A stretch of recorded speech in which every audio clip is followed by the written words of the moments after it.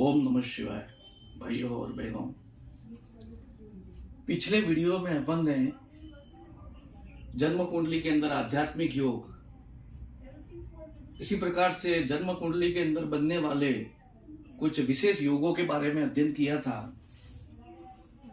आज अपन जन्म कुंडली में बनने वाले कुछ विशेष प्रकार के राजयोगों के बारे में, 4 प्रकार के राजयोगों के बारे में, जो विशिष्ट राजयोग कहलाते हैं, उनके बारे में अपन ज्ञान प्राप्त करेंगे।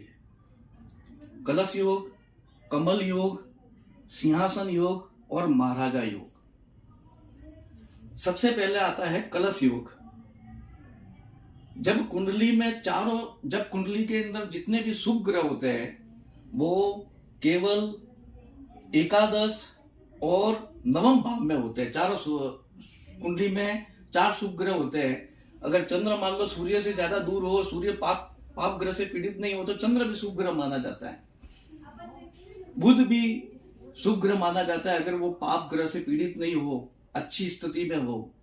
तो ये चारों शुभ ग्रह चंद्र, गुरु, बुध और शुक्र जब एकादश भाव में और नवम भाव में होते हैं, कुंडली का यहां से एक भाव गिनते हैं, 1 2 3 4 5 6 7 8 9, नवम भाव, 10 और एकादश भाव। जब चारों शुभ ग्रह एकादश भाव में होते हैं तो कलश योग नामक विशिष्ट राजयोग बनता है। और ऐसा व्यक्ति जो होता है वो आगे जाके कोई राज्यपाल बनता है या सर्वोच्च राजकीय पद, ये व्यक्ति या तो बहुत बड़ा ऊंचा राजकीय पद प्राप्त करता है या राज्यपाल बनता है, या फिर अपन कह सकते हैं कि ऐसा व्यक्ति राष्ट्रपति, उपराष्ट्रपति वाला योग, ये योग वाला भी बन सकता है। दूसरे प्रकार का जो राजयोग है वो है कमल योग। चारों केंद्र स्थान में सभी शुभ ग्रह हो, 9 ग्रह चारों केंद्र स्थान में। कुंडली के केंद्र स्थान किसको कहते हैं? पहला भाव, चौथा भाव, दसम भाव और सप्तम भाव। यहां पर अपन देखते हैं कि सभी 9 ग्रह, 1 2 3 4 5 6 7 8 9 ग्रह कुंडली के केंद्र भाव में, यानी पहले, चौथे, 7वें और 10वें भाव, कुंडली के केंद्र भाव में जब सभी 9 ग्रह होते हैं तो ये कमल योग नामक विशिष्ट राजयोग बनता है। और इस योग वाला जो जातक होता है वो मंत्री पद अथवा उच्च शासन का अधिकार प्राप्त करता है। या तो ये मंत्री बनता है किसी भी राज्य का, या फिर उच्च शासन राजकीय क्षेत्र में बहुत बड़ा ऊंचा जो है वो अधिकार प्राप्त करता है, शासनाधिकारी का।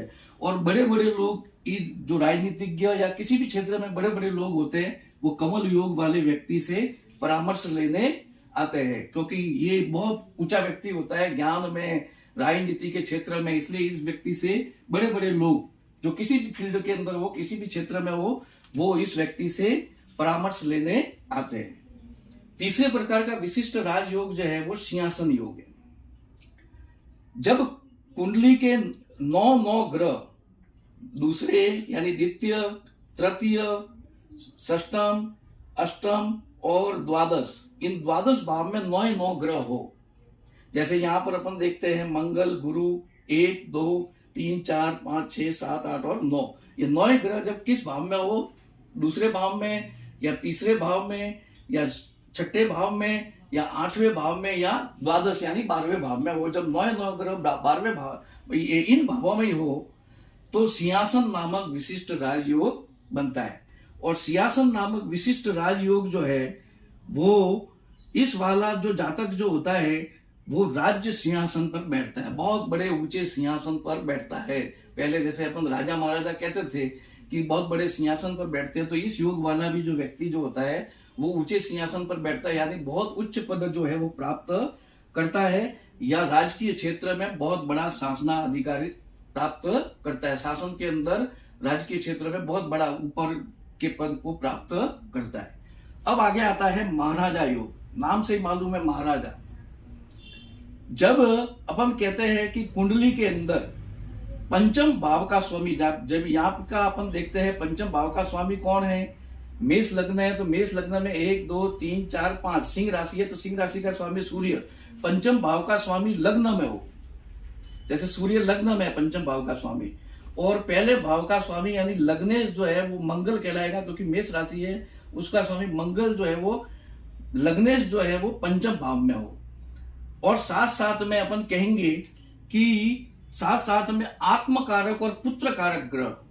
आत्मकारक किसको कहते हैं? जब अपन ज्योतिष में गणित करते हैं तो जिस ग्रह की सबसे ज्यादा डिग्री होती है वो होता है आत्मकारक। जैसे अपन मान लो यहाँ पे मानते हैं कि बुध आत्मकारक है, और थर्ड नंबर पर जिसकी डिग्री होती है अंश जो है वो जो होता है पुत्र कारक। जैसे यहाँ पर अपन बुध के सबसे ज्यादा डिग्री है 30 डिग्री में, शुक्र के तीसरे नंबर पर डिग्री है, तो ये आत्मकारक हो गया और ये पुत्र कारक। पुत्र कारक और आत्मकारक ग्रह किसमें होने चाहिए? पहले भाव में, या यहाँ पर जैसे बुध और शुक्र आत्मकारक है, शुक्र आत्मकारक है, बुध पुत्र कारक है, पहले भाव में या फिर पांचवें भाव में होने चाहिए। 1 2 3 4 5 पहला भाव और पांचवा भाव इन भावों में होते हैं।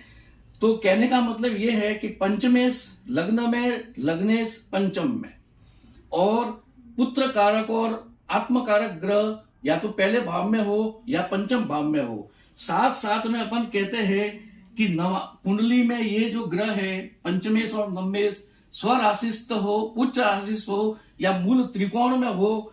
साथ साथ में अपन कहेंगे कि जो है अच्छी दृष्टि से युक्त हो, शुभ ग्रह से। इन ग्रहों को शुभ ग्रह देखना चाहिए। जैसे ये जो मैंने 4 शुभ ग्रह बताए, इन ग्रहों को बुध, शुक्र या गुरु या चंद्रमा देखता हो तो ऐसा योग जो है वो महाराजा योग जो है वो बनता है। और इस योग वाला जातक, महाराजा योग वाला जातक, या तो किसी राज्य का राज्यपाल बनता है या फिर जो है वो मुख्यमंत्री पद पर प्राप्त भी करता है। किसी राज्य का मुख्यमंत्री भी ऐसा व्यक्ति बनता है, या किसी जो है वो राज्य का राज्यपाल भी बन सकता है। तो ये महाराजा योग। तो आज अपन ने 4 प्रकार के विशिष्ट राजयोग के बारे में अध्ययन किया। कलश योग, कमल योग, सिंहासन योग और महाराज योग। आगे और भी अच्छे अच्छे वीडियो आने वाले हैं, और भी अच्छे जो है आपको ज्ञान मिले, अच्छे अच्छे हर क्षेत्र, जैसे विज्ञान के क्षेत्र में, ज्योतिष के क्षेत्र में, वास्तु के क्षेत्र में, हस्तरेखा के क्षेत्र में, और भी आपको ज्यादा से ज्यादा ज्ञान मिले। तो आगे और भी अच्छे मेरे वीडियो आने वाले, इसलिए आपसे निवेदन है कि आप मेरे वीडियो को, चैनल को ज्यादा से ज्यादा सब्सक्राइब, लाइक, शेयर और कमेंट करें। सब्सक्राइब करने से आने वाले वीडियो का नोटिफिकेशन आपको जल्दी मिल जाएगा, आपको मालूम पड़ेगा कौन सा वीडियो आया। शेष धन्यवाद। ओम नमः शिवाय।